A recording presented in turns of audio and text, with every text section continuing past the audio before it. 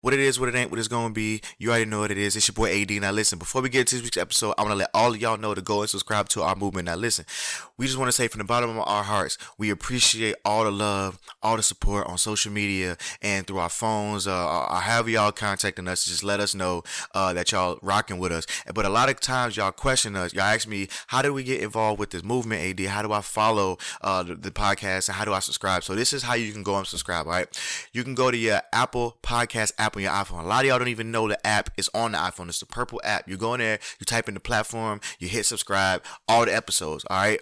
All of the episodes are on there, all right? We're also on SoundCloud, all right? SoundCloud.com, backslash, or is it forward slash? One of them slashes, all right? The platform, and you'll find us, I guarantee it. All of the content is on there, all right? We also have a website.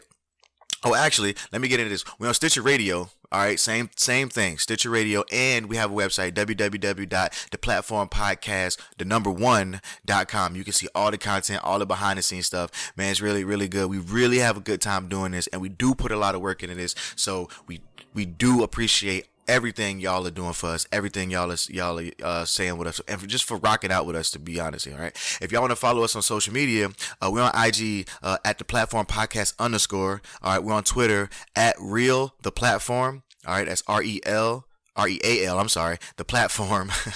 All right, and on Facebook it's just the platform. You'll find us. All right, if you want to follow me on social media, all right, my Instagram is at _chefboyad_. That's for Instagram and Twitter actually, and on Facebook I'm just AD Roberts, and that's how we're gonna do it. All right, listen, I will get y'all Kev and L's social media stuff, but hey, they girlfriend's not having that shit at all.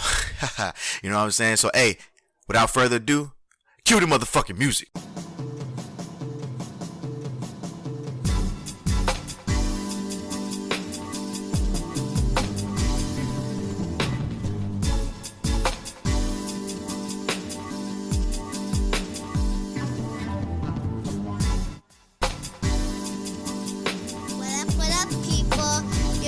With the platform with AD.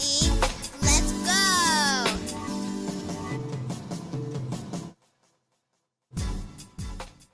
Not take 3. We good? All right. What it is, what it ain't, what it's going to be. You already know this, boy AD. This is episode, 29, I think. Episode 29 of the platform. All right. We took a hiatus. We had some behind the scenes things to do. Coming into the new year, a lot of big things working. We're starting to do visuals. Corella's here, engineering. We got Focus Flare Productions. My guys Nick and Joe here. You know who I am. And today we have a guest kicking off our 2018 year. All right. A friend of my uncle's. Now I'm going to call him Uncle, right? Because any friend of, like, you know, when you're black and you have distant relatives who have distant friends, everybody's uncle or auntie, your cousin or something, right? So I'm going to call him Uncle Byron. All right. He's here joining us today. Now, it's funny because I've had my aunt on here before. And with the, you know, she had a group of women. So we talk more about like women stuff. Okay. Right. But today we're going to talk about a lot of generational things, you know what I mean? Because, you know, I come from a certain generation and then you come from a certain generation with my uncle. So we're going to kind of, you know, get your viewpoints on the world and things like that and all that kind of stuff. So don't worry, you know what I mean? We won't be too crazy. You know what I mean? We'll do what we got to do. So how you doing today, man? I'm good, thanks. How are you? I'm all right. So let's jump right into it. So how do you know my dear Uncle Rob here? Rob and I grew up together as the little guys in the neighborhood. Mm-hmm. We both had kind of a little reputation of being kind of hot-headed. Didn't think too much, running after the big guys. So we did a few things to make ourselves known so nobody would bother us. And I guess that kind of just followed us throughout our time. So how long in totality have y'all been rocking with each other? At least 35, 40 years. Yeah, almost 40 years? He was little.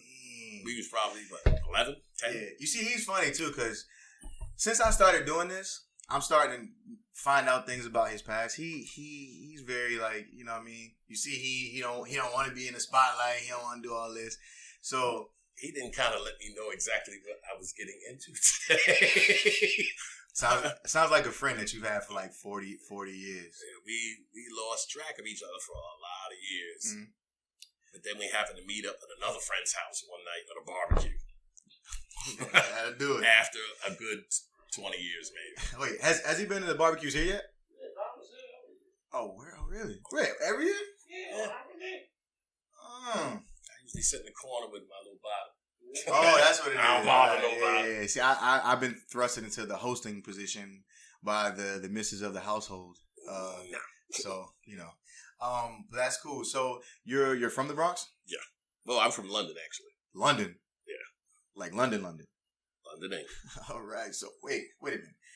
So how you get from London to the Bronx? How does that work?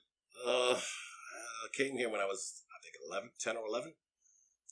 Moved here with my mother, my sisters. It was kind of a shell shock. Mm-hmm. I had an accent. Wait, you had the accent? Oh, like yeah. the Idris Elba joint? Oh, yeah. I got teased a lot about that, which is why we ended up being the young ones in the group. Yeah. And we had to do a lot of fighting and stuff. Wait. What did he get teased for back in the days? Because he was short. Oh, yeah. That is something. He was little. Yeah, see, I'm like 6'1", so he was little. Yeah. He was skinny. He was little. I was small, and I had an accent. So, I had to fight a lot, do some things, and he had to do some things on his end. So we just ended up kind of bumping into each other along the road, and we were both little. So we kind of gravitated toward each other, and that was it. If you had that, can you still do the accent? Negative. But like in today's like society, your accent would be like it would definitely be eternal. But yeah, I mean, if I go back for a certain amount of time, it comes back. Really, that's how it is. I went back earlier in the year, and it started to come back. Okay, and I came back. That's how it is. That's only for them. That's only for that side of town. That's how it is when I go to Florida. Like when I go home to visit, my country accent comes out, and you can't understand the word I say. Then I get back up here, and it's like hi, how you doing? Well, you got to fit in. You got to fit in where you. Yeah, you naturally like assimilate. If that's the word I want to use, but most people that are older, they will keep the accent. Really, you tend to not have it when you're younger because you have to fit in with where you're at, and you have to sound like them, and you have to act like them. Otherwise, you'd be kind of ostracized. So, when you come as a young kid, then you do what you gotta do. Got you. So, running the streets, running around my uncle. You guys are being smaller, trying to beat up everybody. Did you play sports? Because I know he played ball when he was young. Yeah, I played basketball. I played high school ball. I played a little college ball. I played some semi-pro. Oh, really? Oh, you ain't tell me all this. All right. Semi-pro, would you play at? Mount Vernon 4th Street Park. Okay. West 4th Street. Rucker Park on 155th. Colonel Young Park on 145th Street. It was pretty good. And this is back when? This was 79 to maybe 80, 85. This is when the Rucker and West 4th was it. It's when it's street ball. Yeah, people hanging out the windows and all that stuff. Polo grounds, yeah. A lot of people don't know about that stuff, especially where I come from. Like when we play basketball, we see like I grew up like in Penny Hardaway and all these guys. That was my era, like in the 90s. Penny Hardaway and the introduction to Kobe, and I'm a Heat fan, so Tim Hardaway, the killer crossover, Lonzo Mourning. So I have family, as you know, in the Bronx. So a lot of my friends don't understand. They don't know that part of basketball. You know what I mean? They know the gym. I know we played outside in Florida, but we can play outside all year because it's pretty nice. It's pretty warm. Yeah, so they don't understand the Pee Wee Kirklands and, the playground legends of the time. So they didn't understand that until we got until about 10th grade when everybody started making the documentaries. And then like NBA Street came out and all these video games came out and stuff like that. So that's when they kind of gotten into it. So when I tell people like I have, friends and family who's played against these, dominant figures, these icons in the game of basketball, they look at me like I'm crazy. But first of all, you probably wouldn't even remember half of the people I could name. Rod Strickland. I know Rod Strickland. Come on. I played ball in college too, so I know Sadler from Indiana. Pearl Washington. Earl the Pearl? No, not Earl the Pearl. Yeah, I know. I'm just messing. Richie Adams. Gary Springer. I guarded Gus Williams. Really? You know who Gus Williams is? I've heard of him. Gus and Ray Williams, Lois Moore, Billy Goodwin. Oh, man. There's quite a few that played college or NBA ball. All right. So when did you stop playing? Around what age? I blew out my knee, tore my ACL and MCL in '83, and then I had 9 surgeries after that over the next 5 years. And that's when I decided I wasn't gonna be that good. Yeah, I got you. See, I tore my ACL. I should have my brace on, but being hard headed today. I tore my ACL 2 weeks ago, so bouncing back from that, and they keep telling me to stop. 2 weeks ago? Yeah. And you're already walking? See, that must be the miracles of modern medicine. Well, I was laid up for 8 months. I haven't even got surgery yet, so. I was laid up. No, they told me it was a full. Did you tear it or did you rupture it? No, I teared it. Oh, okay. I teared it. I tore it. So there's still some there. It's just torn apart. Yeah, well, I have to get surgery because I coach now too, so I have to get surgery after the season. Yeah, so I was laid up 8 months, I think, for that. Yeah. I wasn't even walking for the first 6 months. Really? Yeah. Well, I heard it before. I think I partially tore it. Yeah, that's probably and then but then 2 weeks ago I heard it. So I mean, you'll learn. Yeah. If you're you not still ain't learned yet. If you're not going pro, there's no point. No, I'm not. Trust me, I'm not in a rush to just get back out there. So I'm gonna do the surgery and physical therapy and make sure I'm good to go with everything like that. So it'll catch up to you though. Yeah, like it does all us old folks. So playing basketball, right? So let's get into because my generation is different than the generation I coach, which is also different than what you guys played in. So what do you think about the game of basketball now? Because I'm pretty sure, even though you don't play, I'm pretty sure you're an avid fan still. Not really a fan of the 3-point line. No? Yeah. It diminishes the inside play. Mm-hmm. There are no great centers. Most power forwards or small forwards are all swing, so they're all about 6'7". It's a faster game, but it's not the game I grew up on. I like the banging. I like to see it go down low and see the domination down low. You can shoot threes all day, and they're happy if you make 35% of your threes. That's not a good percentage to begin with. I like the old game. All right, so the guys who bang out in the post and so on and so forth.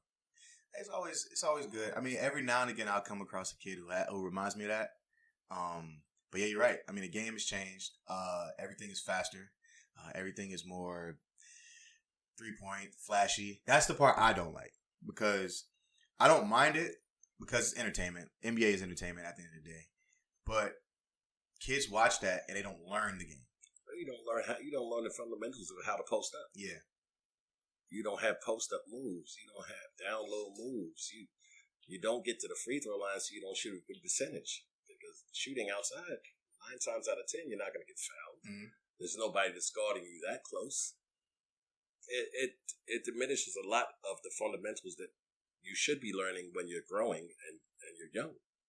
So do you have a player that you watch now that reminds you of, when you played back in the day? There's really not a lot of people that play now. Bro, but I ask you, okay? I'm just saying. I would say, not really. No? I mean, I was undersized as a player. What position did you play? I played power forward. Okay. And I was probably 5'9". But I was playing against guys that were 6'5". But I don't see anybody doing that these days. Yeah. They don't make them like they used to. So you don't know anybody, Karel? What? Who? Well, you're not that old. I mean, you're what, 31? Yeah. Is there anybody that reminds you of watching somebody when you grew up? No, because like he said too, I played a power forward my position when I was playing, so I was always banging down low. They don't do that. Okay, Tim Duncan. Why gotta be all that? Played power forward. I did. Yeah, Tim Duncan was a great player. Giannis is a good player. I like him. I mean, of course, he is 6'11", but and he should be down there. Yeah, he shouldn't be out shooting threes like Anthony Davis or any of those guys. They're not that many. There are some good big players. Yeah. Well, some of the guys, right? And I've heard people say this before, especially guys who played in the past. Exactly what you said. But a lot of these kids, like Anthony Davis, for instance, he didn't hit a growth spurt until I think like 11th, 12th grade. So he was, I think, maybe 5'8" or what the court. So he played point guard his whole life. So you play point guard, you're 5'8", you come back, you're 6'4", and the next time you're 6'11". You know what I mean? It's a lot to learn as a basketball player. But to be a good player, you should be able to use both. You're right. 6'11", he plays like a guard, so he should be better than most of the people 6'11" guarding him. Mm-hmm. So he should be able to take advantage down low, and he should be able to shoot from outside, which he can. So he's there are a few that can do both, and I can appreciate that. But not somebody just sits out there and shoots threes all day, and you're 6'11". Yeah, I got you. It's not my thing either. I mean, I've never been 6'11", so, but I can't just stand around and shoot threes. Well, I got to stand around now, but when we play together, playing leagues and such, yeah, I'm not the around the perimeter guy, you know. Well, they didn't have a 3-point line in my day. No. So you had to go inside. So what was your move then? You had to have everybody. Speed. Really? You just get by everybody? Yeah, because I was smaller than them. Okay. Playing the position. Yeah. Everybody else is bigger than me, so they were a little slower. So you use speed, you use craftiness, fakes, jab steps, whatever you could use to get an advantage over a bigger guy. Got you. Yeah, it's definitely a new game, right? And I'm rubbing my knee as I say it because it's gonna be a long time before I play it again. But I don't mind coaching. I don't mind watching. But I just, like I said, the kids these days, they just want the fast track to everything. But that's the way of the world, though. The world nowadays is put on the. I mean, I watch a game. Mm-hmm. I really couldn't say I've watched the whole game in a long time. I watched parts of the game, first quarter, fourth quarter, but I haven't watched the whole game since, I guess, Michael Jordan probably. Really? Is there any other sports you could sit and watch?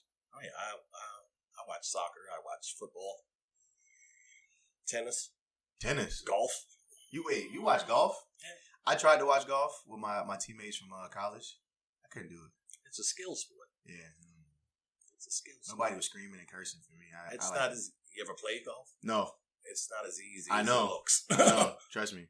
I know. They go out and play now because they don't play, ball as we used to. So their thing is golf now. It's a good sport. Yeah. I mean, it's slow, but it's good. I'll get out there with them because, I mean, I've been told in doing business that a lot of deals are made on the golf course. So it's one of the things I'm going to pick up. Sure. Well, the people with the money do play golf. Yeah, I've noticed. They go to play golf. Yeah, they go to these golf clubs, and I know one's a teacher, and he works as like a maintenance guy for a golf club in the summer, just so he can play free golf. And he tells me that the guys that come there are just millionaires, and he's met like a billionaire too. So, sure, yeah, it's a good thing if you have ideas. You really? So you play golf? I have played. Okay, but I don't play often. Yeah, I mean, there's not too many golf courses in New York. Or it's too cold to go out and play. You're right. Like now it's 20-something degrees outside. We in here with the heaters. It's a little crazy. So I like basketball. That's what drew me to basketball. Because my brothers played football. And they're pretty good. And everybody was like, well, what are you going to play? What are you going to play? And then it got cold. Like they still play. In Florida, they play like until like November, like December-ish. But it gets kind of cold too. It's not my thing. Play football. We didn't even have grass. Well, you play dirt? Concrete. Oh. In the snow. Oh, man. Concrete in the snow. You did this too? Oh, my goodness. And that's why your knees is all bad. All these young kids is babies. Listen. They sport. We used to do this thing. We played in the grass, right? But if you ran toward the curb, you can get hit into the concrete. We used to do that. I've seen people get hit in the parked cars. We played in the snow, and under the snow was concrete. Basketball courts out all day. We used to go out in the winter, and we'd shovel all the snow off the car, off the basketball court. Yeah, and then we'd play on the court. I remember that. I've seen that happen. I've done that before once. School. In the morning? Yeah. You ain't never played football before school? No. Well, I played basketball before school. That was my thing, though, growing up. That's all I did was basketball. So in the morning, I played before school. I ain't never had to shovel snow until I moved up here. You got to remember, we didn't have video games. True. We didn't have cell phones. We didn't have anything else to do but play. Yeah. See, that's why you go around now. Like when it's warm outside, you get the basketball courts, parks are empty still. It's like, where are these kids? I'm glad. Like I'm like our generation. We're like the last. Like I remember having cassette players. You know what I mean, and CD players, and I was around when I think like Nintendo became popular. Like that's when my childhood was. We didn't even have that. Yeah, but I remember before cell phones. I remember when we discovered text messaging. I remember kind of before. So I don't remember not having a 3-point line though. Ever since I can remember, I've had a 3-point line. But I can remember there wasn't cable. You got 1 through 13 or something like that. Yeah. Yeah. There wasn't that much to do other than go outside. That's when TV used to go off. Yeah, and you used the American flag thing. Yeah, I was around. I was maybe 5 or 6 when that happened, but now I'm good now. I can watch TV at night. That's when kids practiced whatever craft they had. Yeah, and then these kids wonder why people get so good at what they do because there's nothing else to do but that. So, so I mean, let's talk about the generational gap, right? So how do you see? I would say like our generation as millennials. How do you see us now in society? Because it's always. And I ask that because we see how we have our own opinions and our own judgments for the older generations become before us. Like, why didn't they just do this? Or why didn't they just do that? Or how come they do this way? Or this is how we do things here. But nobody ever takes a moment to have a conversation with a person from another generation and say, like, what do you think? Like, what do you see when you see us? Your generation is spoiled and entitled. Think so? Yeah. Mm-hmm. They don't work as hard. They don't have to. Most things are given to them. Mm-hmm. And that's usually our fault because we are the parents. Mm-hmm. And we give it to you to try to please you in doing things that you should be doing anyway.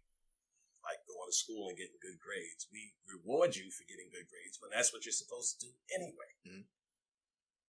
But I think you're smarter because you can adapt faster than we do because of technology. Where we didn't really have technology, so everything that we did was analog and we had to learn it fully and be able to implement it in whatever we did on a day-to-day. Whereas you guys, you can reach out and Google something and get the answer to a question or get the process to go through a job interview or to build your resume. We didn't have that. We actually had to think of exactly what you're going to put on your resume and how you're going to lay it out. And if it made sense, where you can just go look at somebody else's and they'll tell you this is a good resume or this is not the way you should do it. So many things are available to younger people that they don't really use their minds as much as they could to their capacity. But that's just my opinion. I mean, I'm sure other people would disagree with that. Yeah. Well, I mean, I think it's it could go either way because some guys, right? Some people in my generation, like I said, like a lot of us come from, playing outside. Like I played outside, rode bikes, met at a certain place every morning, didn't come home till the light came on, and then I played my video games like at night because we couldn't be outside at night where I grew up. It was a little crazy. So, I mean, given that, parents say, and I've heard parents say before, like, we work so hard to give our kids these things. Should we feel guilty for, them not having to grow up the way we did? Right? So it's like, in a way, I do agree, right? A lot of kids from my generation specifically are entitled, are spoiled. So I agree with things like getting good grades and so on and so forth.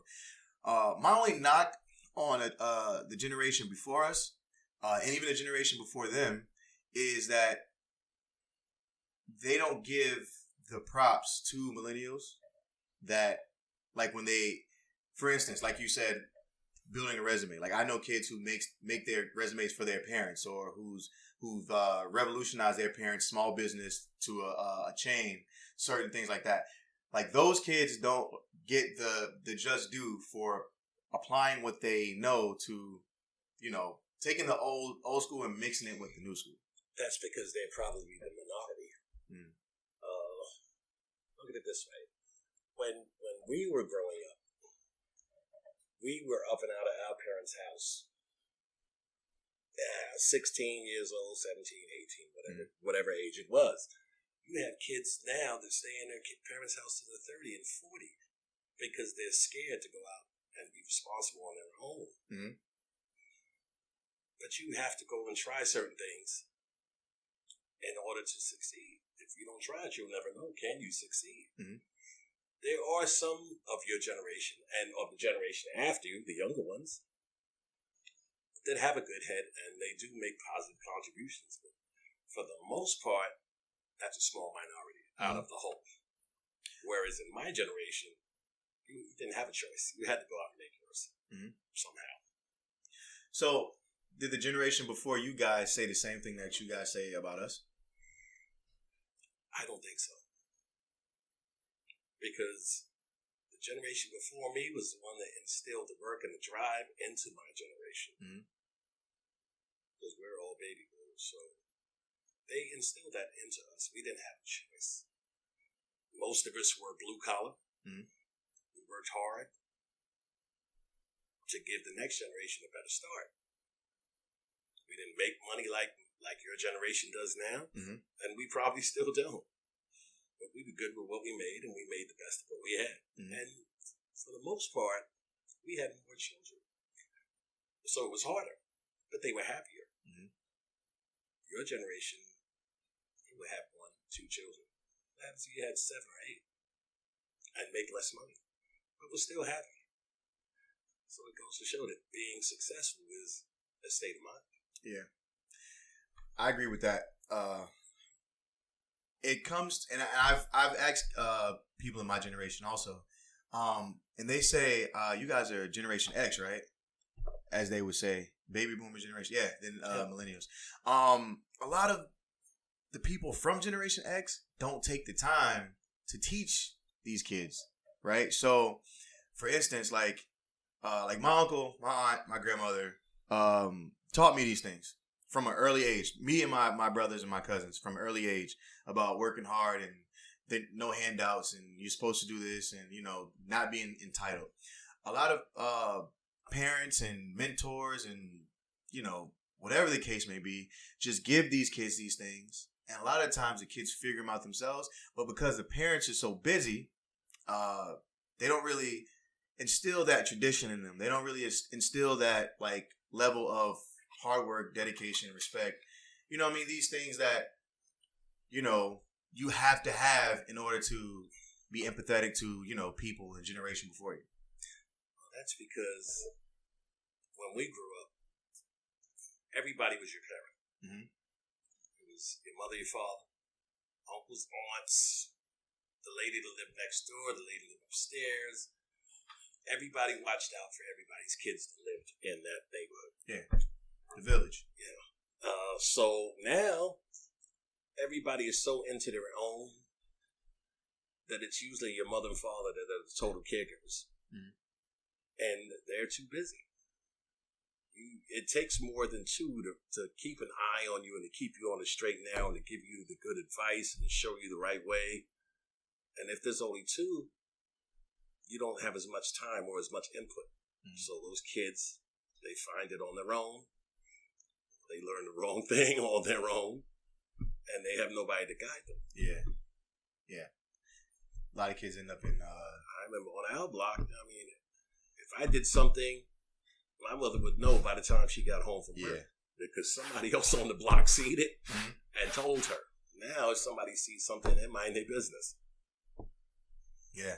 Maybe, I guess it's out of fear of ridicule. Well, I know America is very sensitive nowadays to the BS, discipline for kids, all that stuff. But I agree, it takes a village to raise a legend. Government likes to control everything. Yeah. The way things are going, they are going to control everything. How you act, how you speak, where you go, how you discipline your child, what kind of employment you have, where your kid goes to school, they control everything. Yeah. But it's up to you, as the parent, to be in a position to make your own choice and make your own path for you and your children, hopefully without or with minimal government help. Gotcha. So, speaking of the government and so on and so forth, all right, you spent some time at Rikers Island, not as an inmate. You worked there. Yeah. All right. Were you a corrections officer there? No, I'm a civilian. I work for the deputy warden of one of the facilities. Okay. And you're still there now? Okay. Yeah, I'm still there now. So, were you around The documentary I watched, the Khalif Browder story. I'm familiar with it. Okay. So what are your viewpoints on how just the system is and how we're moving about? I mean, I don't want to get into like the president and all that stuff, but with how we've claimed to have made so many strides, you know, as far as, you know, racism goes, as to what you see the system puts forth today. I mean, I understand how everybody was in an uproar based on this one case. Yeah. But I think it's kind of unfair to put it on the Department of Corrections alone. Yeah. Because we don't investigate. We don't arrest the individuals. We don't investigate the cases. Mm-hmm. We don't prosecute the cases. So you also have the police department. You have the DA's office. You have defense attorneys. All of those individuals come before they come to Rikers Island. Rikers Island is a holding facility for people that have been arrested. Mm-hmm. So that means there was a process before they even got there. It is a very violent place. Mm-hmm. They write a lot of stories about inmate abuse. And I'm sure there are some issues with that. But then they also should write the abuse that the inmates create. Yeah. As far as I know, the Browder case, yes, he was arrested for supposedly stealing a backpack. The DA made a bail that he couldn't afford to pay, so he had to be housed on Rikers Island. While he was there, he was not an innocent bystander. Okay, let me put it that way. Now, before we get into this part, I think this is very important because a lot of the times we see these things and we kind of just run with them, and we don't get both sides. So we have the documentary side. So now, this is good because I have a friend that's a correction officer also, and I have friends who are police officers. So they give me their sides to like a story somebody might say, and then they'll give me the real version, and then it's like, oh, okay, well, it's kind of crazy. So there's two sides to the story, and yes, I do see that most law enforcement officers, whether they're police correction, they are a little rough. Yeah. You know, they do speak to you in a disrespectful way. They treat you disrespectfully. But that's the mindset they have to have so they can make it home every day. Yeah, it's the jungle. But the inmates also have that attitude also. Yeah. You are here because you possibly committed a crime. Yeah. And while they're investigating that issue, they're housing you here. But if you continue to create issues while you're here, then that dictates how you're going to be treated moving forward. And a lot of them do create issues while they are there for whatever reason. They have a problem with another group of individuals or whatever it is. I would say that it goes both ways. But as far as Rikers is concerned, whatever you did or didn't do, or whatever you were accused of, is why you're here. Now it's a process to determine whether you did it or not. We're just holding you until that process is finished. Got you. Now, if you're a model prisoner while you're there, you usually don't have any problems, especially with the guards. Yeah.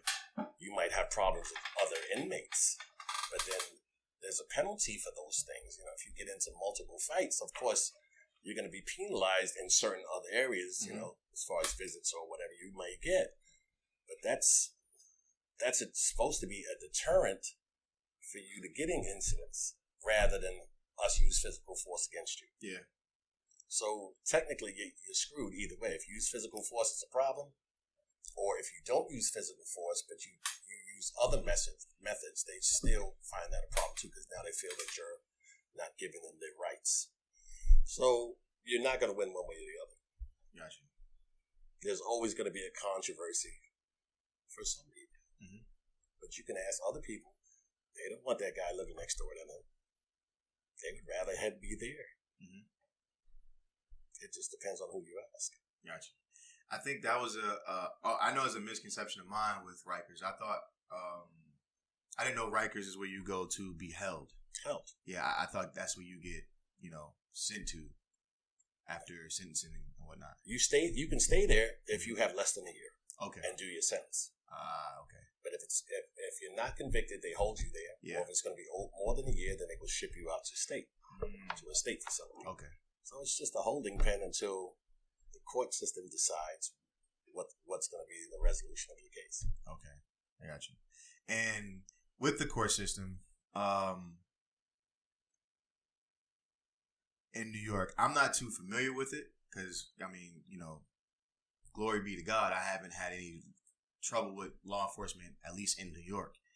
What do you feel about the justice system as it pertains to being black?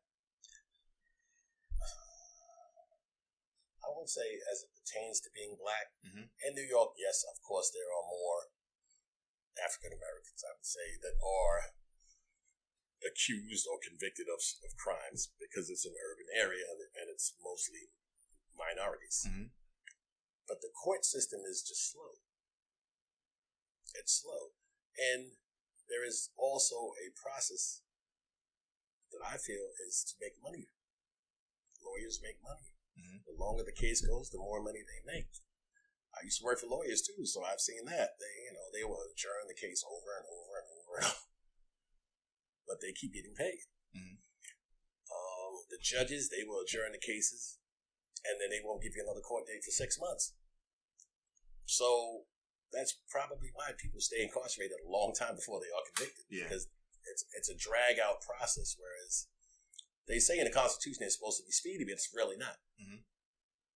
If they sped up the actual court cases, then people would either be released or convicted on a faster basis and wouldn't be held that long. By the time you actually get convicted, you could have sat there for 2 or 3 years. Gotcha. So, when it comes to these things, right? And do you have conversations with other people, just in passing when they find out you work at Rikers? People ask me how it is, and is it really what they hear it is? And I keep it kind of brief. Yeah. I let them know, yeah, it is. What you read is what it is. It doesn't mean it happened that way. Yeah. But it is what it is. If the guy got cut, yeah, he got cut. But they're going to tell you the officer let him get cut. That's not necessarily true. Gotcha. The only fact is he did get cut. Yeah. But of course, they're not going to reveal all the details of the investigation. So they're going to make up the story how they see fit. You mean like certain media outlets? Yeah, okay. Most media outlets. Yeah, they can't give you all the pertinent information. Mm-hmm. So you have to fill in the gaps for yourself. Okay, gotcha. Now, if I'm not mistaken, I read something, maybe it was last year, about them trying to shut down Rikers Island. That's the talk. Yeah. Okay, so that just means that everybody there's out of a job. You get, sent somewhere else. I don't know how, even as a civilian working for the Department of Corrections or anything like that. If it happens, yeah, you would be transferred to whatever facility that they're trying to put those inmates in. So they would have to find a place first for all those inmates. You have to find a place. You have to have it inspected, make sure it's up to code. Probably got to go through all kinds of town hall meetings because nobody wants jail in their backyard. Yeah. So you actually have to get approval for that jail before any of that happens. And from what I'm hearing, a lot of people don't want that. They're good with having all of them on an island away from everybody. But if it happens, it happens. I just don't think it's going to happen anytime soon. Yeah. So is that the reason why Rikers is like an actual island to just... Yeah, because you can monitor all the people in one place rather than all over the place. Gotcha. And there's no way for them to get off of it. You don't have jailbreaks on Rikers Island, but you have jailbreaks upstate. Yeah. Okay. All right. So you've worked there a decent amount of time. Has there been, and I'm one to, I don't really pay attention to these kind of things. Is there some high profile, I don't know, I don't want to say celebrity, but some New York icon, I don't know, from the mafia or so on and so forth that you've seen come through Rikers? No. I mean, you've had like Lil Wayne and Oh, so you he was around. He was around. Yeah. DMX has been there, but I mean, if you're really if you're high profile, that means you're usually a federal case. Okay. And that means you'll go to the federal detention center rather than there. Okay. Right, rather than Riker. So you was around when Lil Wayne was in?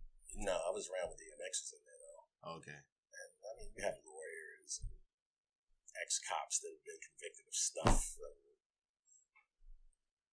Judges, if they were caught doing certain things. I mean, you have some high-profile people, but nobody like a super mobster or anything like that. That's federal. They'll go to the federal. So you've seen someone on like you've seen someone on the outside in like one of these positions, and then you've seen them. No. Because if you see somebody come in, you have to notify them immediately. Oh, that you know them? Yeah. So okay. They can be transferred somewhere else. Got you. Okay. Because they could always come and say that I was doing favors for them, and then that puts you in hot water. So if you see somebody, you transfer them out. You say it right away. Yeah. All right, I got you. Yeah, I just wanted to touch on that part a little bit because, like I said, I watched the documentary, and when I do watch everything, I watch with an objective eye. I try not to be subjective to it, because everybody has an agenda. With whatever they do and whatever angle they want to paint it, which, his case, from what I saw on the documentary, it looks wrong. But then it made me think, like, I wonder how this looks from the correction side. I mean, the correction side, we really don't try to judge what happened because we weren't there. That's an NYPD thing. That's a DA thing. They know all the facts of the case. Yeah. By the time you get to us, it really doesn't matter anymore. So yes, you might have talk about what happened or what was done or what wasn't done, but we don't know.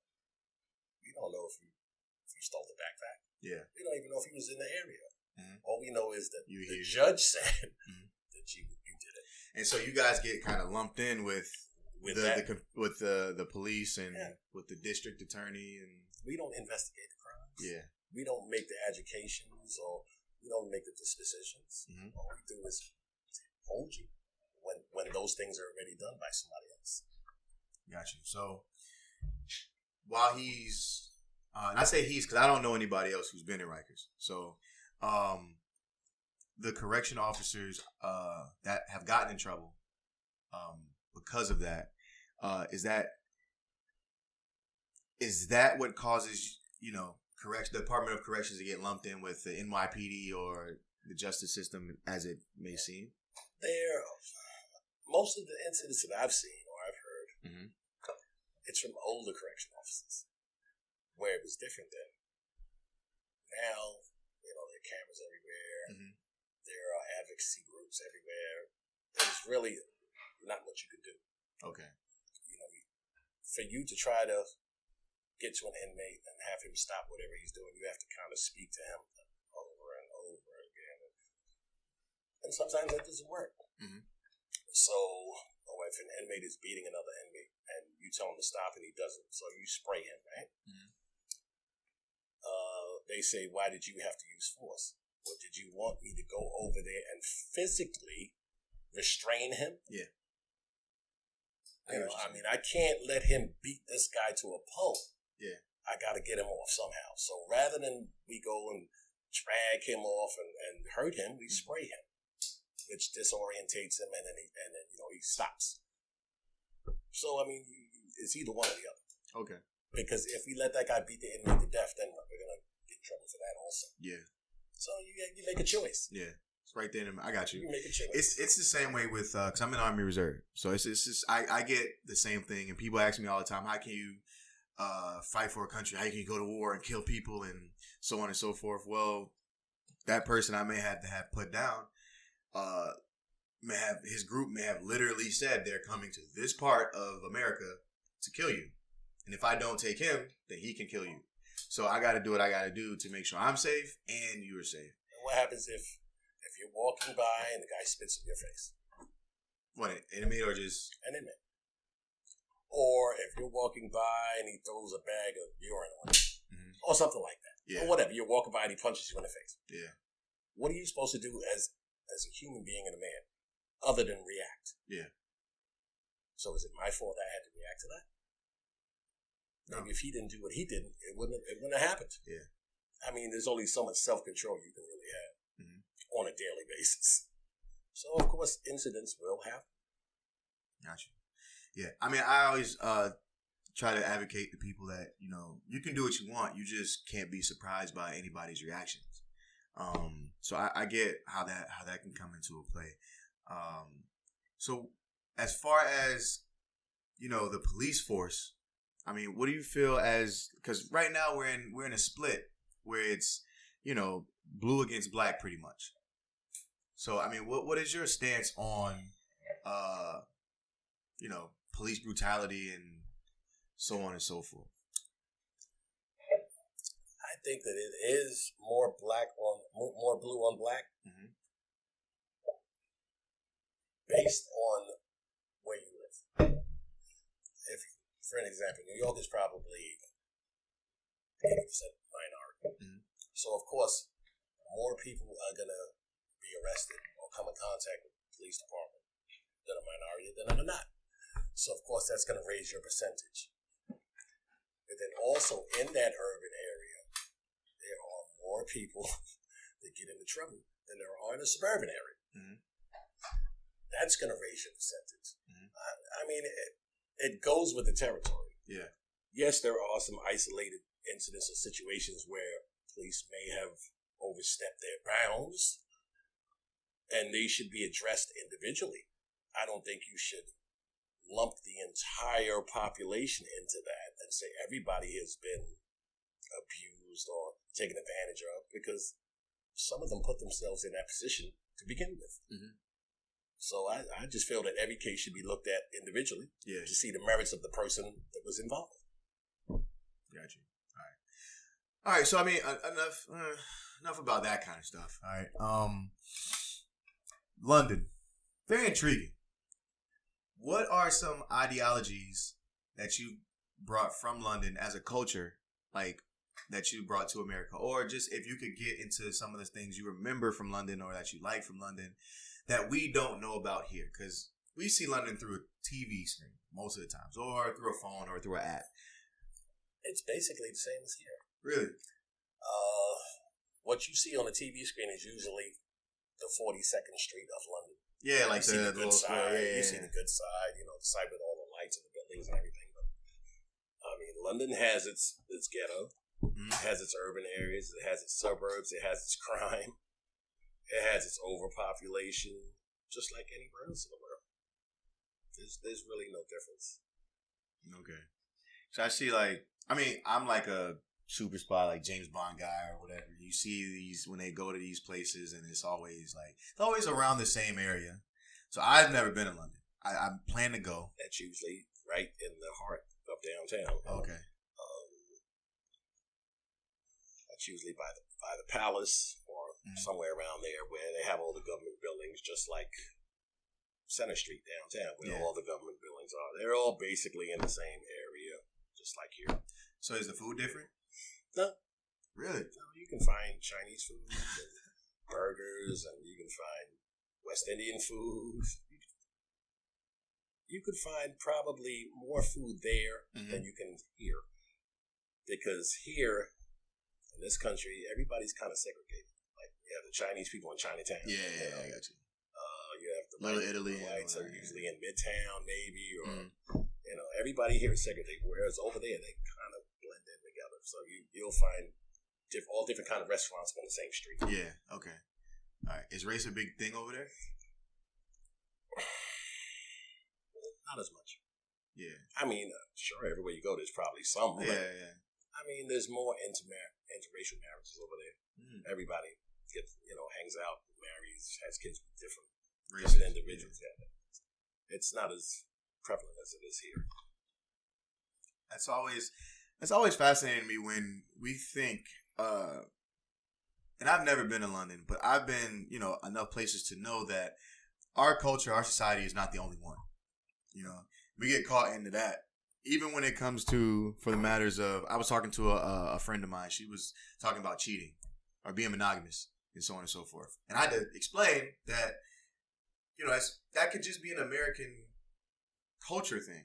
Like it just be us that doesn't cheat or things like that. When we get to other places, like somebody who came from London yesterday moved here, and they don't really know or care about the quote unquote, racism, the police brutality in America. And people will look at them as a black person, a little weird, a little off by that because they don't understand that it's a whole different, society. The dynamic over there is that it's not black, it's Muslim. But Europe has a lot of migration from a lot of Muslim countries. Okay. They go over there easier and faster than they come to this country. So technically, Muslim people in Europe are kind of the minority, which is why you see on the television that most times something comes on, it's usually involving a Muslim. Yeah. But that's because Europe is a much more free society that accepts everyone. Everyone, yeah. So when you accept everyone, you accept the good with the bad.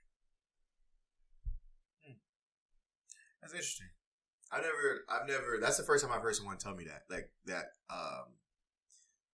People will look to migrate to Europe before America. Oh, yeah. But I've also been told a bunch of things that I've over the years realized that was was bullshit. Just the other day, they had all those boats leaving. Was it Lebanon or Libya or whatever? They were all going to Europe because it's easier to migrate there than it is to come here. Now you can go there and then come here. Yeah. But it's easier to go over there. Yeah. And then the United States is one country. Yeah. Europe is 100 countries. Yeah. So you have more variety and a choice of where you want to go. So when's the last time you've been to London? Last year. Last year. Do you go every year? Last September. No. I try to go maybe every 5 years maybe. You still have family over there? Yeah. Oh, okay. My mother lives there. Oh, your mother lives there? Yeah, she retired and moved back. All right. Y'all, we want to move to London. I'm gonna try it. Now, I've been meaning to go. It's on my list. It's not a bad place. Yeah, I've heard. So not a bad place. Yeah. It's expensive, but it's what you know about it? It's comparable to here too. Really, it's expensive. All right. So when I go, where are some places that I should go? What do you want to see? I don't even know. Are you the tourist?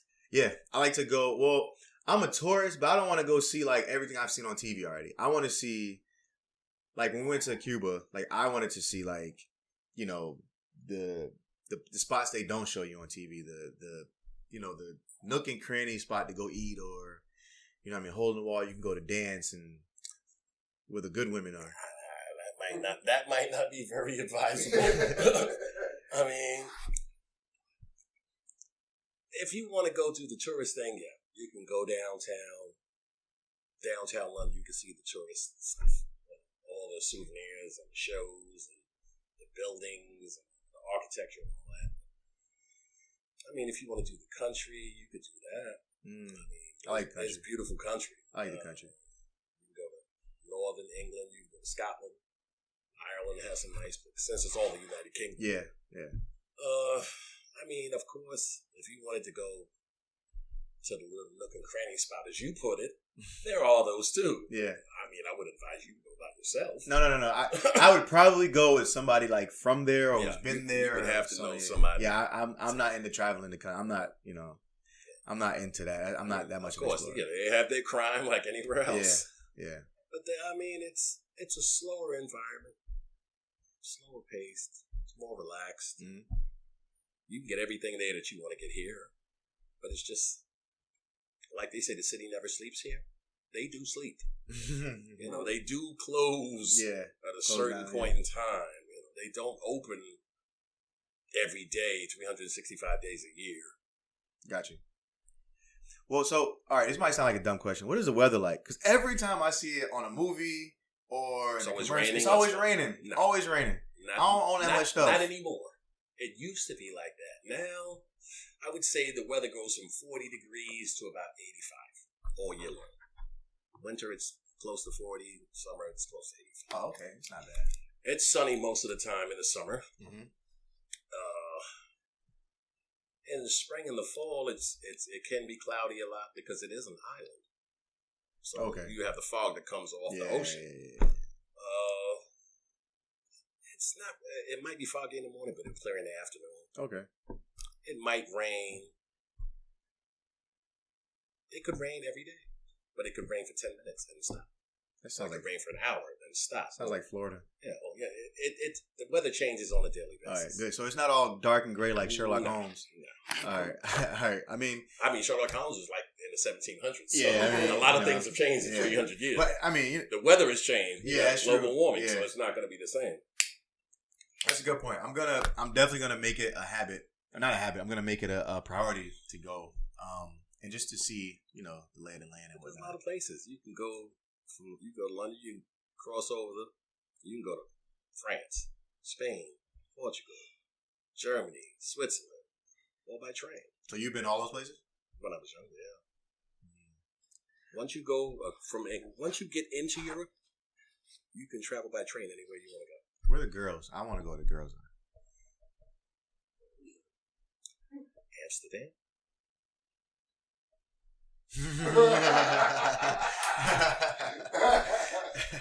I mean, they're all over, really. What kind of girls you're looking for? Not working girls, obviously. But I'm not there for work. You know what I mean? Anywhere you want to go. I mean, Europe is a huge place. Technically, Europe is the biggest continent. Yeah. If you put it all together. Mm-hmm. The United States is a small continent. Yeah, and we like to make it seem like we're just with the world, but it is what it is. So I'm gonna go. You guys want to go to London? No, you don't go nowhere besides Garfield or wherever you live.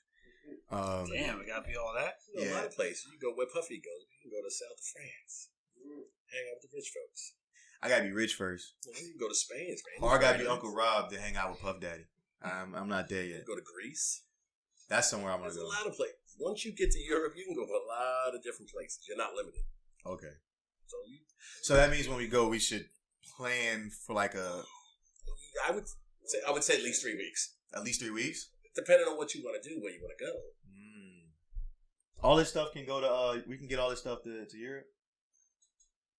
I'm thinking of podcast in Greece or something. It's going to take you some time to get around, to navigate yourself around.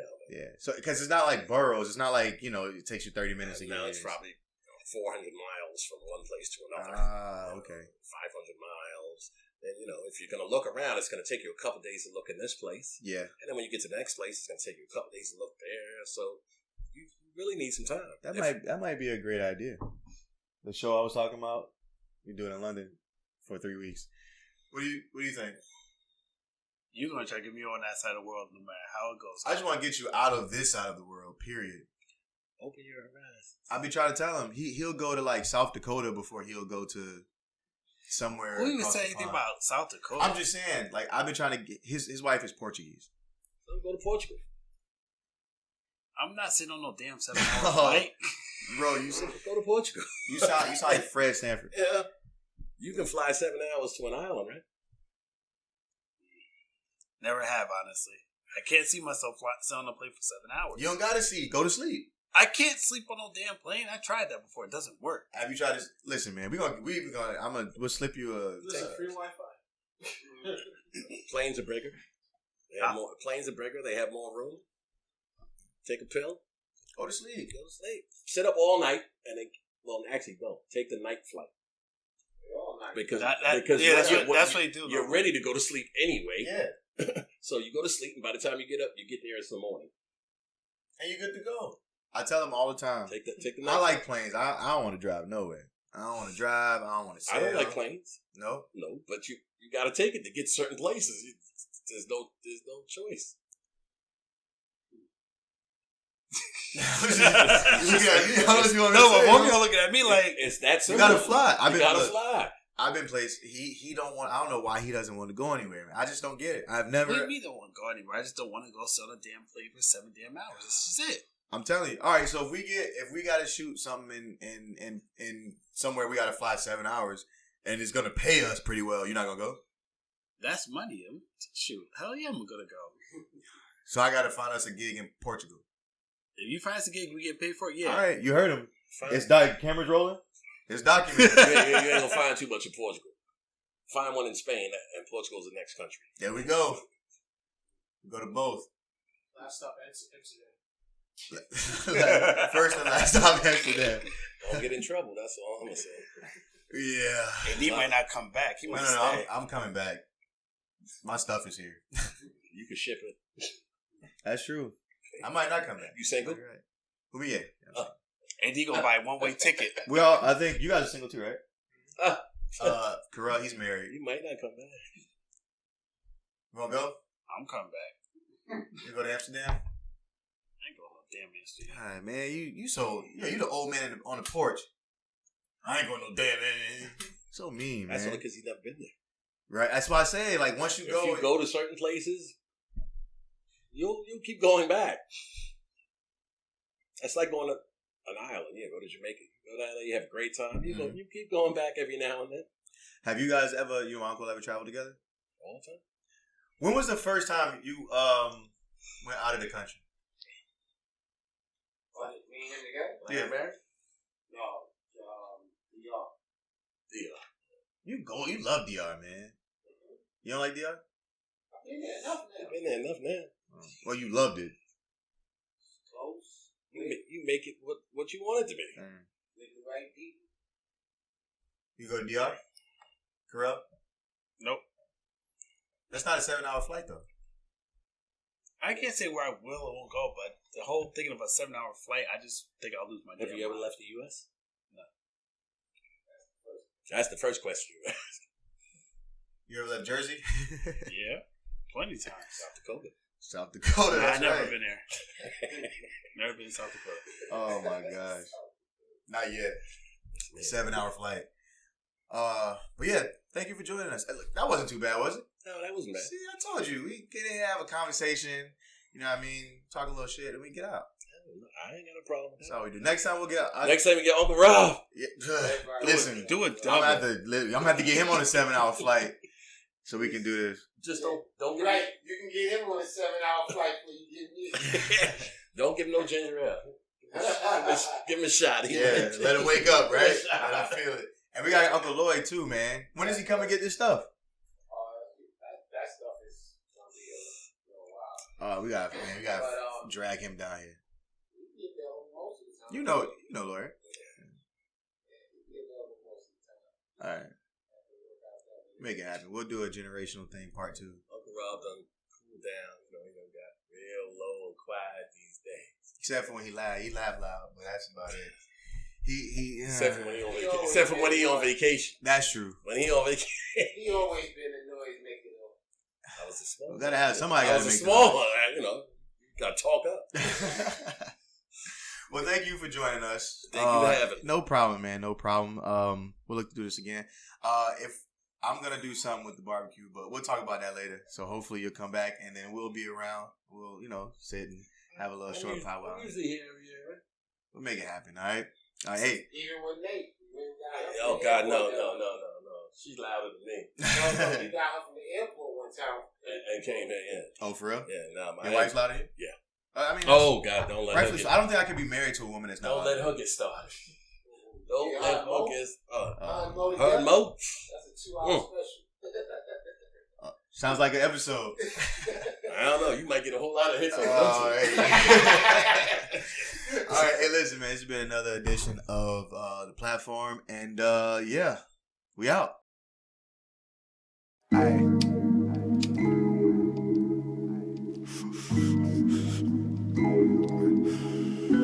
Yeah. Blazel Copperfield, man. Yeah, like, World War. Orchard. All of my bitches, they low-key. All of my niggas, they low-key. Feel like the whole city. Real player shit like the fairy, man.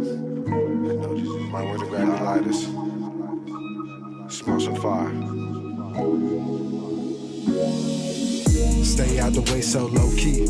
All of my bitches, they low-key. All of my niggas, they low-key. I feel like the whole city know me. I feel like the whole city watching. I feel like these niggas been plotting. Go do a pound of the OG. YG growing to OG. Stay out the way so low-key. All of my bitches, they low-key. All of my niggas, they low-key. I feel like the whole city know me. I feel like the whole city watching. I feel like these niggas been plotting. Go through a pound of the OG.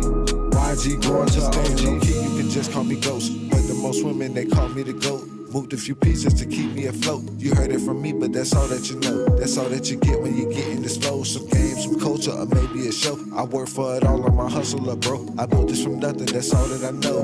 Hooked on the edibles, turned to a hippie. Got wet hot wings, man, the sauce it be dripping. You come to a show, man, you know that it's litty. I pass on your blunt if you rollin' the skimpy. I smoke out the O, I got weed with no seeds. I'm different from them, no similar weed, no similar culture, they itching to blow. I sit back and chill, cause I got the glow. No similar hoes, no similar goals. Don't waste my time, cause I gotta go.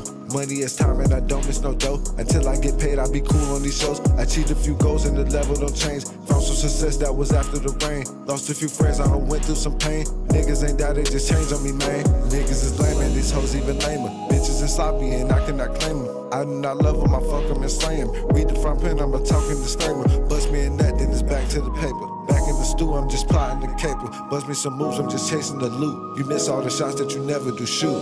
Blazel, stay out the way so low-key. All of my bitches, they low-key. All of my niggas, they low-key. I feel like the whole city know me. I feel like the whole city watching. I feel like these niggas been plotting. Go through a pound of the OG. YG growing to OG. Stay out the way so low-key. All of my bitches, they low-key. All of my niggas, they low-key. I feel like the whole city know me. I feel like the whole city watching. I feel like these niggas been plotting. Go through a pound of the OG. YG growing to OG. Blazel created the options. I did. They said that you made it. They said that you got it. Say word. I'm dropping that game. I'm giving them knowledge. What else is new, man? I learned in the streets. I earned every dollar. Faith. Money in the air, she gon' rig it up.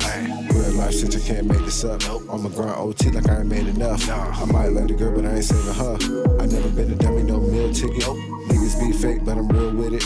The flow never forged, hella authentic. I fuck the best friend, I can still hit it, and she still with it. Biting my style and they copy my moves. Don't play yourself cause you can't feel my shoes. Niggas be wanting a nigga to lose. Order that green, I've been counting the blues. Ayy, I'm counting the blues and that's where the T Grizzly. Ayy, if it's not cash then I'll probably be busy. Smoking and riding and bumping that red room.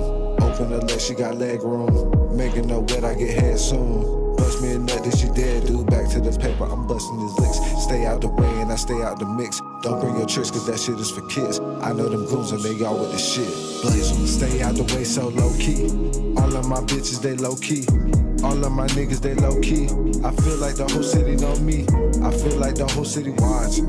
I feel like these niggas been plotting. Go through a pound of the OG. YG growing to OG. Stay out the way so low-key. All of my bitches, they low-key. All of my niggas, they low-key. I feel like the whole city know me. I feel like the whole city watching. I feel like these niggas been plotting. Go through a pound of the OG. YG growing to OG.